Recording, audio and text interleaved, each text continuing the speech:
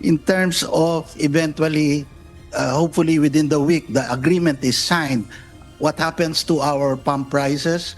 Siguro there's space for it to come down as well, but does it go down to the pre-war level? Not immediately, probably. Kailangan natin ng another 6 to 12 months. Hindi kaagad maibabalik ang dating dami ng supply ng langis. Ito ang binigyan diin ng Department of Energy matapos maantala ito bunsod ng sigalot sa Middle East na siyang dahilan ng pagtaas ng presyo ng mga produktong petrolyo. Sa gitna ng planong kasunduan sa pagitan ng Estados Unidos at Iran, inaasahan ng DOE na maibabalik sa pre-war level ang fuel price, ngunit maaari pa itong abuti ng 6 na buwan hanggang 1 taon. Naniniwala rin dito ang oil industry player na si Leo Bellas na may pag-asa pa na maibalik ang dating 50 hanggang 60 pesos kada litro na presyo ng diesel. Malaki pa rin naman pa yung pag-asa na or potential na bumaba pa siya, no? It's just that talagang sabihin natin na talagang yung fundamentals, yung market dynamics, yung supply and demand, doon naman papasok, no? That will come into play doon sa magiging presyuhan in the next coming weeks or months, no? Pansamantala, mananatilian niya ang presyo ng mga produktong petrolyo sa kasalukuyang halaga. Ngunit para sa ilang driver ng Public Utility Vehicles o PUV, malaki ang pagtitiisan nila kung aabot pa ng 6 na buwan hanggang 1 taon ang pagbabalik ng dating presyo ng petrolyo. Halos 1 taon nung tiisin yun. Grabe naman yung ganun. Kaya pa?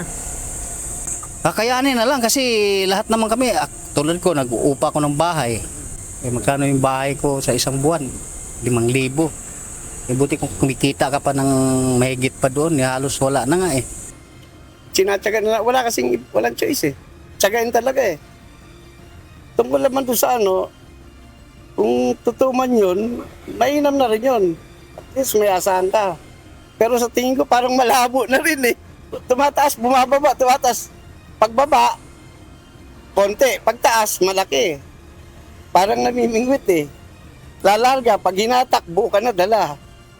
Magkakaiba naman ang sentimiento ng mga PUV driver sa mga ayudang inilalaan ng pamahalaan.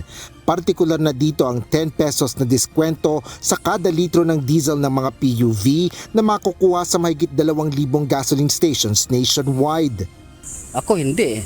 Hindi ako nakakuha eh. Magkano lang naman yung pag nagkarga ka ng 1.5, mapunta lang sa'yo, 150 lang. Pero okay na rin yun. Pero pili lang kasi yung mga nagbibigay ng ganun eh. Hindi naman lahat ng mga fuel station na nagbigay ng ganun.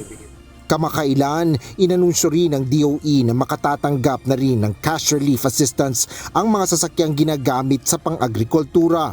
Samantala, nagrereklamo pa rin ang ilang driver ng Transport Network Vehicle Service o TNVS dahil hindi pa rin sila kasama sa fuel subsidy. Hindi kami kasama ron, tsaka hindi namin kailangan ng gano'n na fuel. Ang gusto namin, yung maximize talaga kung magkano talaga ang gasolina, ibigay nila talaga nila. Yun ang kailangan namin, hindi yung pansamantalang solusyon. Panawagan naman ng ilang PUV driver sa mga otoridad, tapusin na ang gulo sa loob ng pamahalaan at bigyang pansin naman ang mga mamamayan. Sa pinakahuling datos ng DSWD noong June 1, umabot na sa higit 1.6 million drivers ang nabigyan ng 5,000 pesos na cash relief assistance. Nagpapatuloy pa rin sa ngayon ang distribusyon ng ayuda sa mga probinsya para sa mga TNVS drivers at delivery riders. Kahapon, June 15, namahagi ng ayuda ang DSWD sa mga TNVS drivers sa Central Visayas. Asher Cadapan Jr., UNTV News and Rescue. Diyos ang aming sandigan, serbisyo publiko ang aming pinahahalagahan.